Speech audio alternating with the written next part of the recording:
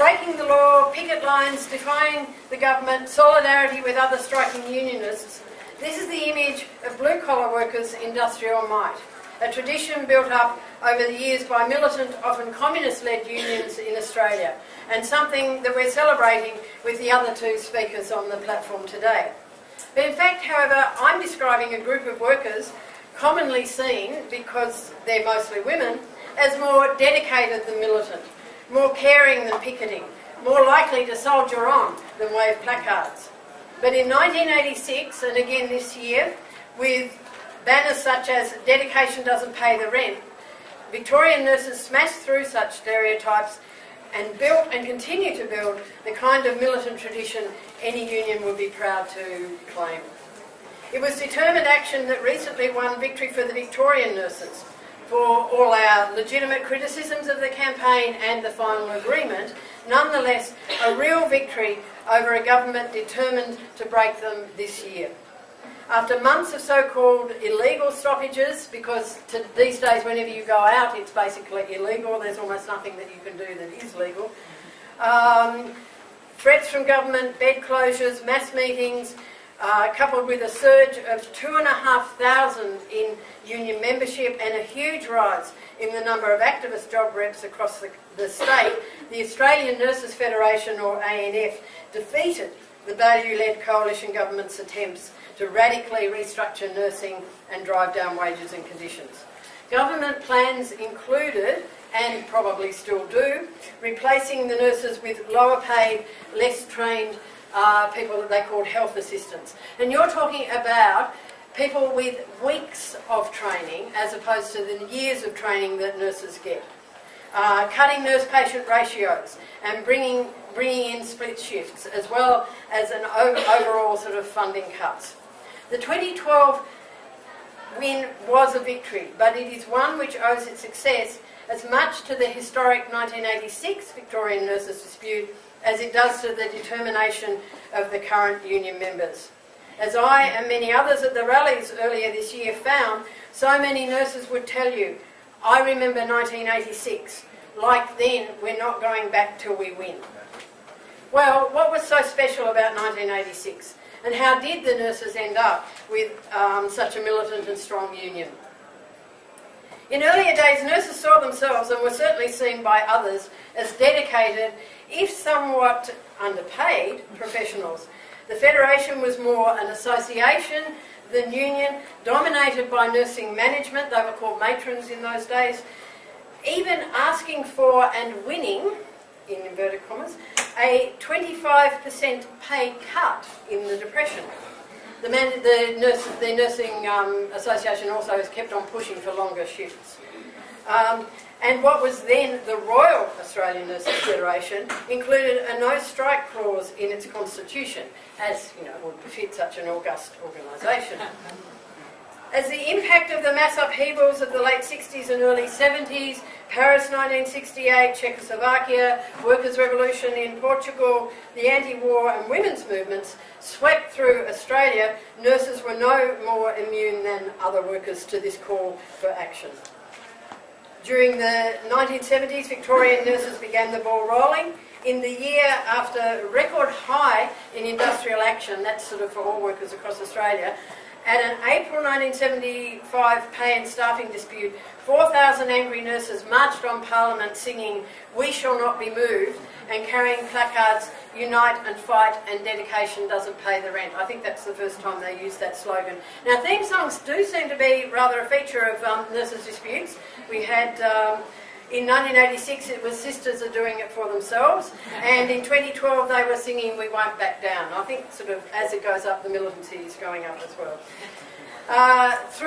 But back to the 70s. Through 1977 to 79, nurses in New South Wales and Queensland marched, picketed and put on bans over staffing and cuts to hospital bed numbers. The action died down and then started up again in 1982-83 as state governments cut funding, closed hospitals and held down wages and conditions. At the end of 1983, New South Wales nurses had had enough and went out on a total strike. Now, at that point, the New South Wales and Queensland branches didn't have a no-strike clause. They'd split from the RANF. And one nurse in Sydney commented, "Sydney Hospital was ready to go out in April 1982. Since then, there's been 18 months of discussion. The only way to prove anything to this geezer up in Parliament House is to withdraw our labour." During 1984 and 85, nurses in New South Wales and Victoria were again fighting state government cutbacks. The Victorians won again in staffing by June 1985, while it took nurses in New South Wales till May 1986 to gain a 38-hour week without wages and conditions trade-offs from the Labor Premier Rann. However, gaining extra staffing in Victoria was only a first step. With increasing workloads, changing practices, new technology and falling real wages, nurses launched a new campaign at a mass meeting in September 1985. To back up their demands, they put on a series of bans and held further stop works, while a motion for immediate rolling strikes was only narrowly defeated. By this stage, they'd actually taken out both the royal and the no-strike clause from the nurses' branch in Victoria. The Health Minister, David White, came back after this industrial action with an offer. Less pay than the nurses wanted, increased productivity and a 3-year no-strike agreement. Not surprisingly, the union rejected it out of hand and kept up the pressure. White retaliated by ordering Alfred Hospital management to scat, which they did.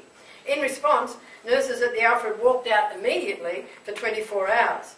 Industrial Relations Minister Steve Crabb, who played a huge role in smashing the BLF in 1986, was furious, exclaiming, "It's outrageous, I've never had a strike pulled on me in the middle of negotiations."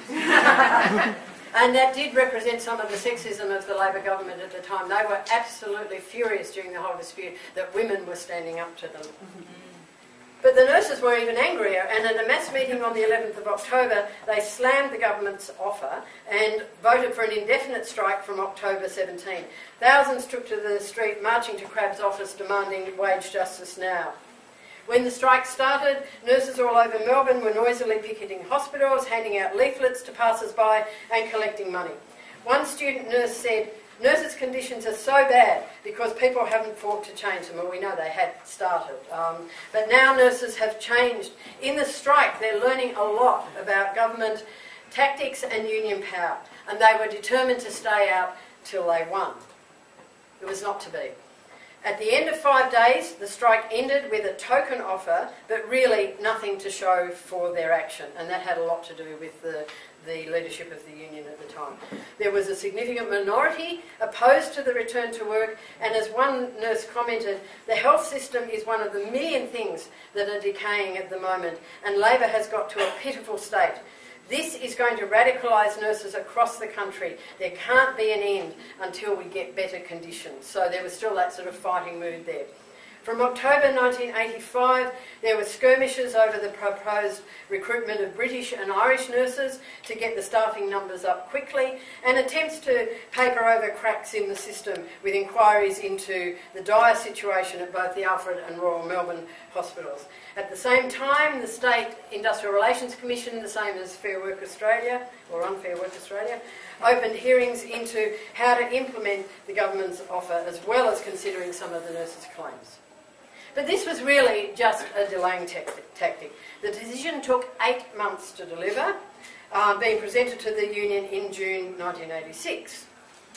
It was a pay rise with something of a difference. Despite a brand new career structure with some pay rises, most nurses would get nothing. And many would be pushed down the career grades, that is, actually lose money. And further hearings abolished qualifications or certificate allowances, the things that allowed them to get a bit more above the average, actually cutting wages even more. And I'll just give you an example of what would happen to one of the nurses. She was a nurse at the Preston and Northcote Hospital, had 16 years of experience, 3 certificates, and was in the process of doing a university degree, and this is before university degrees, you had to have a university degree to be a nurse, so she was doing that as well. She found herself classified at the lowest of the grade 1 levels, that is somebody who's just out of training. At one hospital, management was even more enterprising. They backdated the cuts to January the 1st and were demanding repayment from the nursing staff. But while they were angry, the nurses' response was not to strike, but to put on bans again and lodge a further list of claims to redress the pay and career issues. They still thought the career structure was something to have a win. Nurses were stood down by management for implementing the bans and then reinstated after some imaginative action from fellow workers. After a union delegate was stood down, many called in sick at the Ian hospital. At another hospital, work colleagues formed shields around sort of the targeted members until management actually left the wards, because they were just coming off the wards and saying, you out, you know, sort of thing. Or do the banned work, and if you wouldn't, you were out. And then in a country hospital, one member got stood down just before tea break, so the rest of the staff went out on an extended tea break, indicating that they weren't coming back until management reinstated the colleagues, which they did.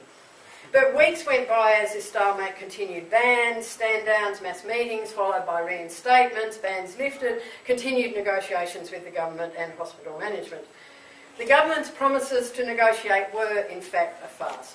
They refused to budge on what they called a generous offer, and negotiations collapsed at the end of October, a year since the first strike in the nurses' campaign. This time, staying within the system had to come to an end. 5,000 angry and militant nurses thronged to a stop work and overwhelmingly endorsed a rank-and-file motion for all but critical care units to go out indefinitely from the next day. Angry nurses marched through the city. On November the 1st, the strike started in earnest.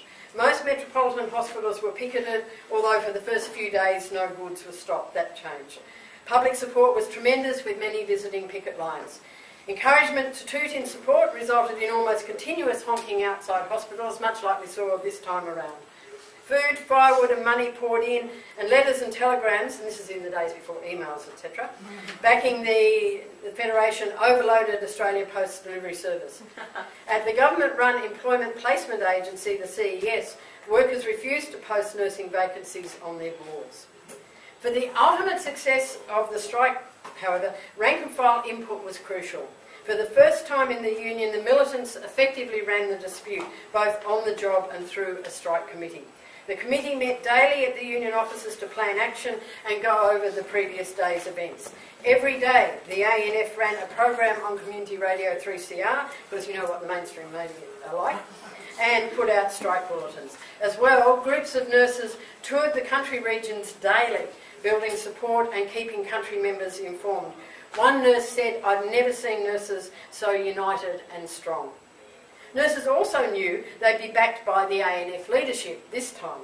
In May 1986, a new secretary, Irene Bolger, had been elected with a more radical activist agenda. As the union delegate at the Epworth Hospital noted, "Irene is our employee. We tell her what to do." And at one hospital, when nurses resigned en masse against Irene Bolger's advice, when they phoned to let her know that they'd resigned anyway, she told them she'd back them 100%.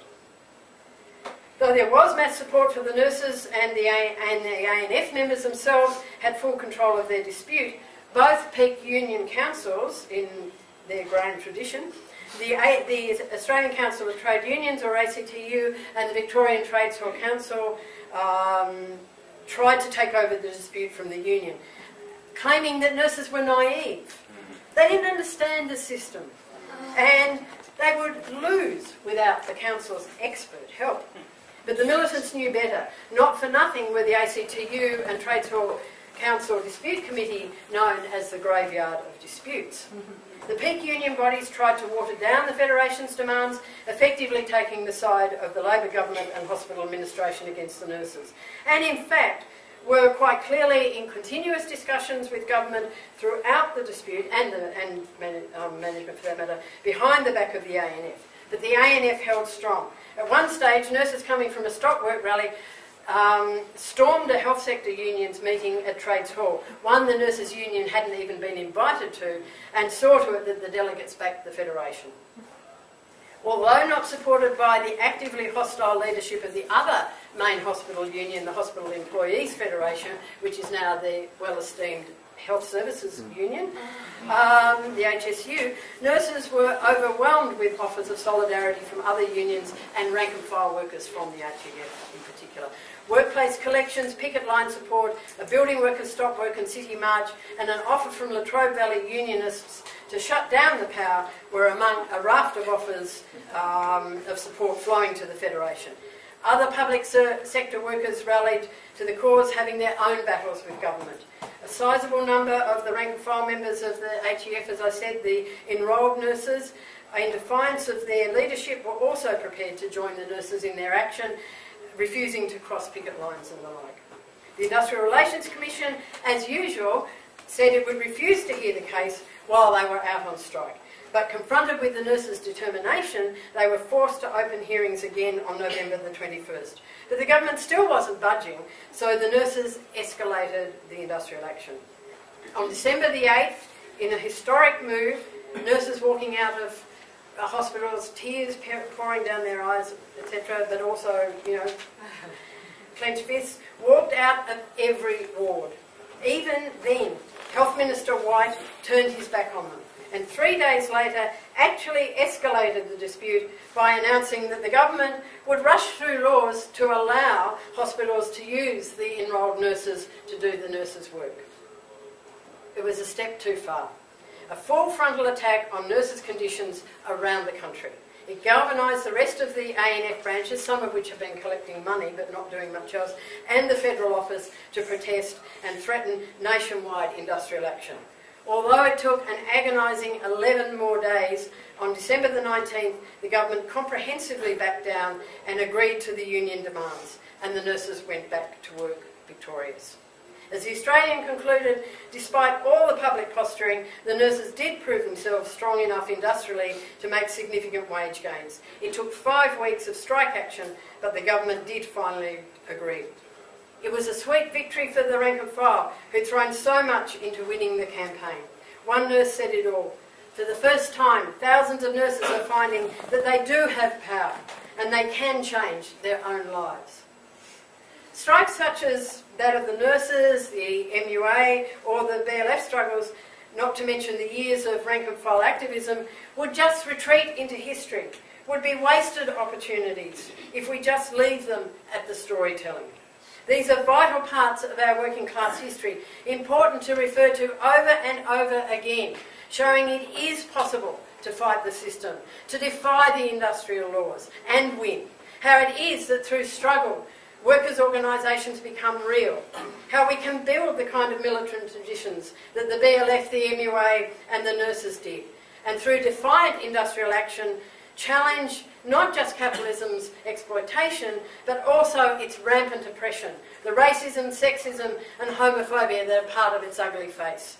The nurses' strike, as with so many women's industrial battles, smashed the sexist stereotypes and showed that rather than keeping a watchful eye on men to ensure women's rights are protected, it is through joining in the struggle that women will win their demands, and in the here and now, and as well as building towards a better socialist society.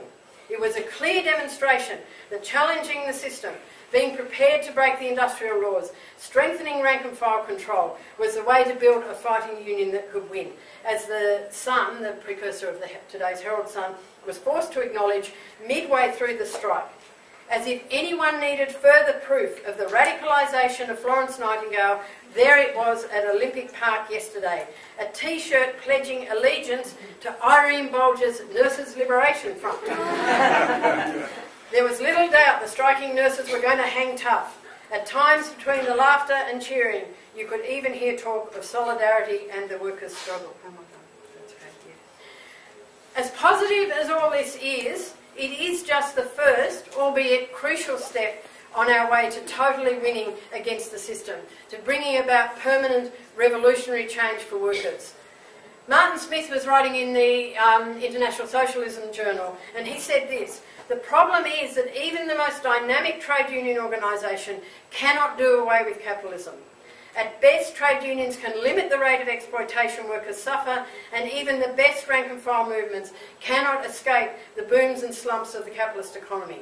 For that, you need a revolutionary party, one that doesn't just fight over trade union questions, but attempts to generalise the struggles, link them up and smash the capitalist state. To do that requires a party that is based in the working class, one that has activists in every branch of industry, agitating, organising and politically generalising from every struggle.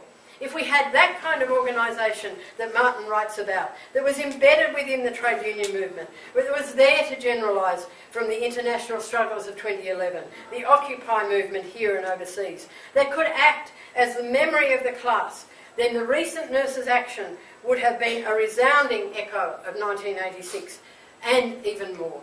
A step towards revolution. The steps we once saw with the brave women workers of Russia in 1917, who sparked the world's first successful revolution.